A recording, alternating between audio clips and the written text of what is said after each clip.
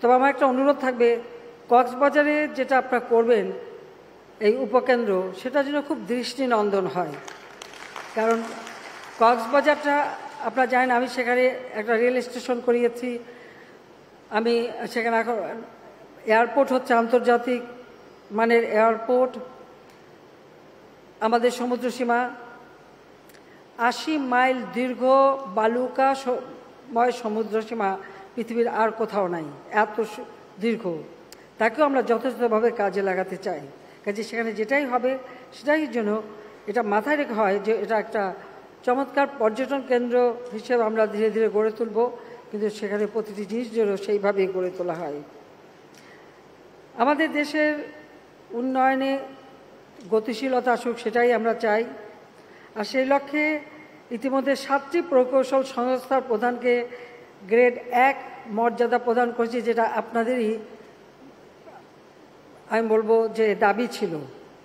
তবে সেই মর্যাদার বিষয়ে এবার আরও কিছু প্রস্তাব এসেছে, সেটা সম্পূর্ণ পর্যালোচনা করতে চান। আমি সব মার্ক করে নিয়ে যাচ্ছি, এর মধ্যে যা যা করা যায় আমরা দেখব। কারণ এটা ঠিক যে আমরা যত পরিকল্পনা করি, দেশের উন্নয়ন করি, এখানে আমাদের প্রকৌশলীদের বিশাল ভূমিকা রয়েছে। তবে আমার একটা অনুরোধ থাকবে যে পরিকল্পনা হোক, সেই পরিকল্পনা যেন 1 নম্বর হচ্ছে পরিবেশ বান্ধব হতে হবে।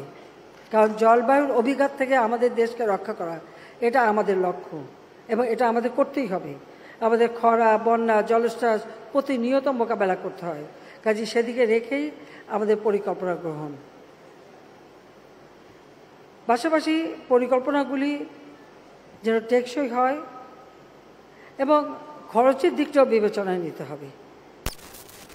অহেতুক যে কোনো পরিকল্পনা আমরা গ্রহণ করি, এটা আমি টেকনিকও নির্দেশ দিয়েছি যে সেই পরিকল্পনায় এই কাজটা করলে এর থেকে জনগণ কতটুকু লাভবান হবে বা তার রিটার্ন কি আসবে বা যেটা আমাদের জন্য উপযোগী, সেই ধরনের পরিকল্পনা নিতে হবে।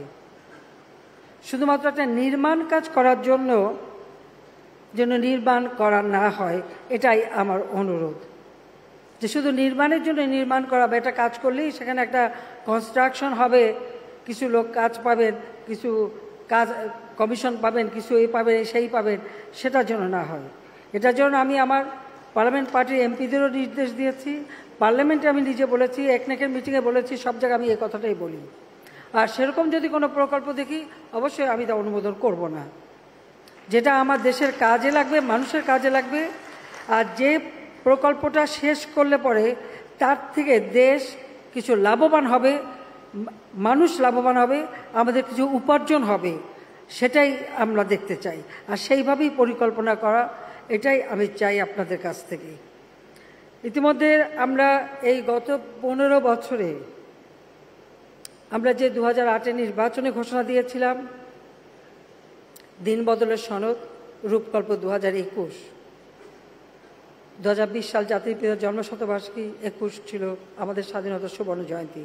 সেটা মাথায় রেখে জাতির পিতা যেখানে স্বল্পোন্নত দেশ রেখে গেছেন, তারই পদাঙ্ক অনুসরণ করে দেশকে আরও এক ধাপ উপরে তুলে নেওয়া, এই লক্ষ্য নিয়েই কিন্তু আমরা পরিকল্পনা, পঞ্চবার্ষিকী পরিকল্পনা করেছি, প্রেক্ষিত পরিকল্পনা করেছি এবং প্রত্যেকটা পরিকল্পনা আমরা পরিকল্পিতভাবে করেছি বলেই কিন্তু আজকে বাংলাদেশ সত্যিকারভাবে বদলে গেছে, বদলে যাওয়া বাংলাদেশ।